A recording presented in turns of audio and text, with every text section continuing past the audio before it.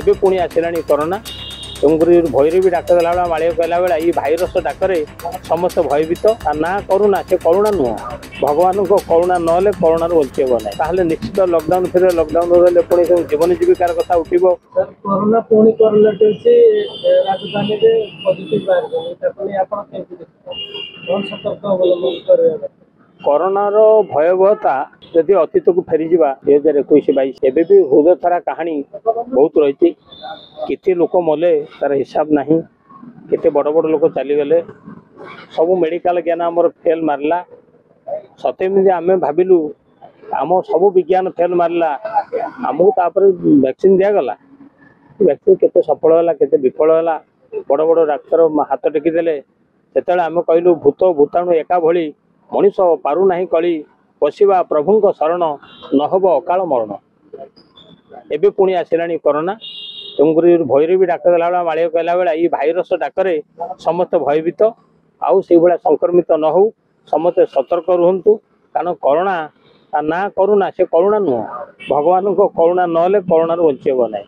ତେଣୁ କରୋନା କଥା ଭାଇ କହିଲେ ସମସ୍ତେ ମାନେ ଯଦିବା ତା ଚାଇନାରୁ ଆସିଥିଲା ବୋଲି କୁହାଗଲା, ସାରା ବିଶ୍ୱକୁ ବ୍ୟାପି ଯାଇଥିଲା।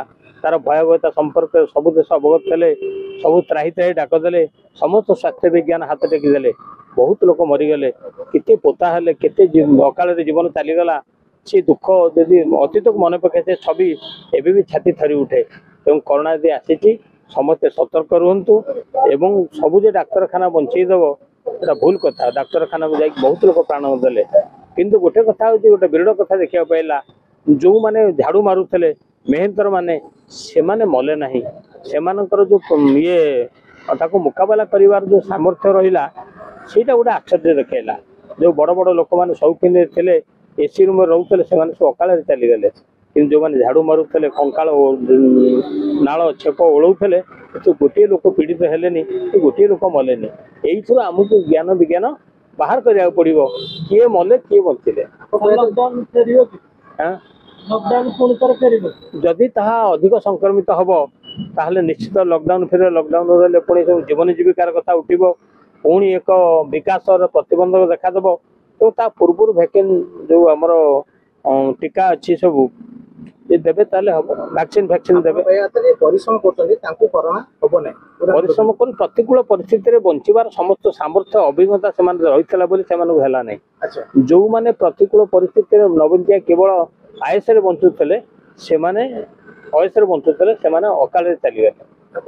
ସରକାର କ'ଣ ପଦକ୍ଷେପ ନେବାର?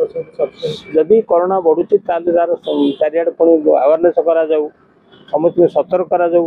ଏ ରୋଗର ଲକ୍ଷଣ କ'ଣ, ତା ନିରାକରଣ କ'ଣ, କେମିତି ରହିବ, ଆଉ ଆୱାରନେସ୍ ସଚେତନତା ରହିଲେ ରୋଗରୁ ମୁକ୍ତି ମିଳିବ।